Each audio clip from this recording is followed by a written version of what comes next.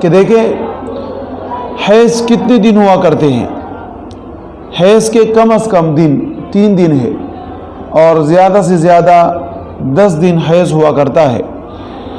اگر کوئی عورت ایسی ہو کہ 3 دن سے کم اس کو حیض آتا ہے تو وہ حیض نہیں ہے, اس کے اوپر استحاضہ کا حکم لگایا جاتا ہے. اور اسی طریقے سے 10 دن کے بعد اگر ان کا خون جاری رہتا ہے, حیض جاری رہتا ہے, تو پھر اس کو بھی حیض نہیں کہا جاتا.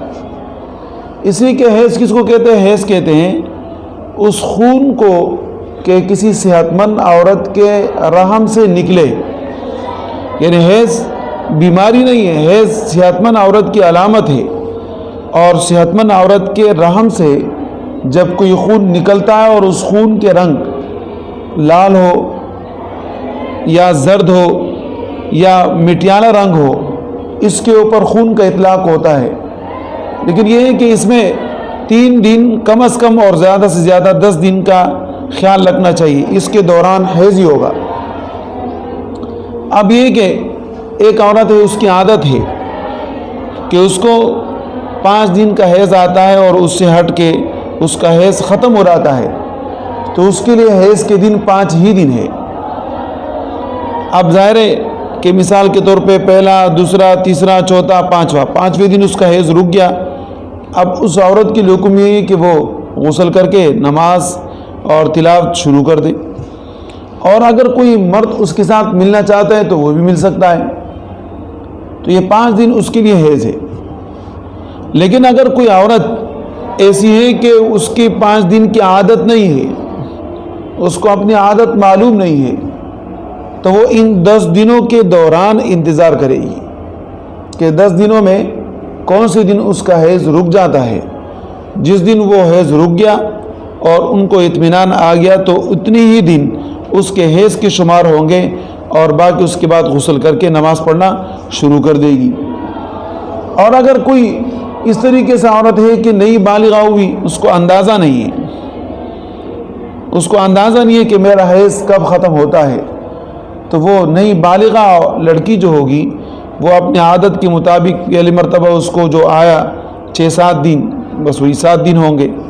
پھر دوسرے مہینے میں 7 دن آئے تو اسی 7 دن کا اعتبار ہوگا, تو 7 دن اس کے لیے حیض ہوں گے, اور باقی اس کے بعد وہ غسل کر کے نماز پڑھے گی اور قرآن کریم کی تلاوت کرے گی. لیکن اگر کسی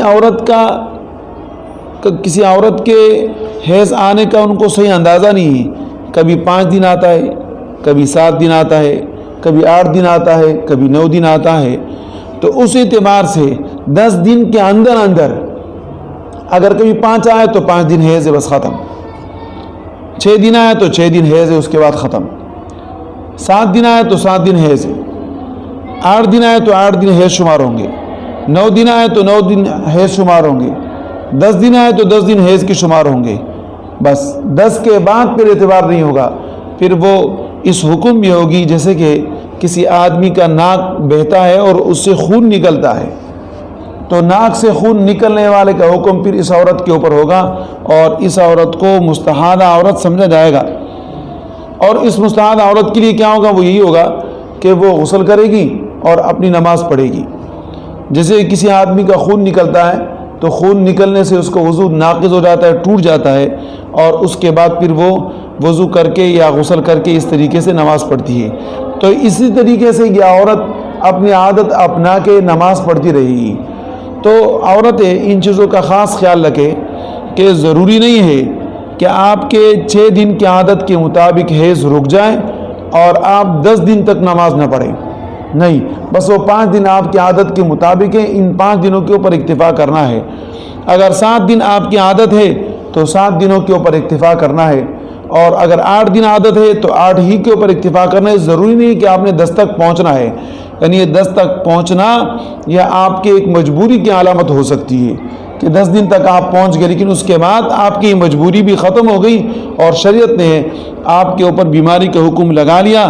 اب آپ کے لیے اپنے شوہر سے ملاقات کرنا بھی صحیح ہے, اور نماز پڑھنا بھی صحیح ہے, اور اسی طریقے سے قرآن کریم کی تلاوت کرنا بھی صحیح ہے. لیکن یہ خاص خیال رہے کہ حیض کے دوران کوئی آدمی اپنی بیوی سے ملاقات نہ کرے.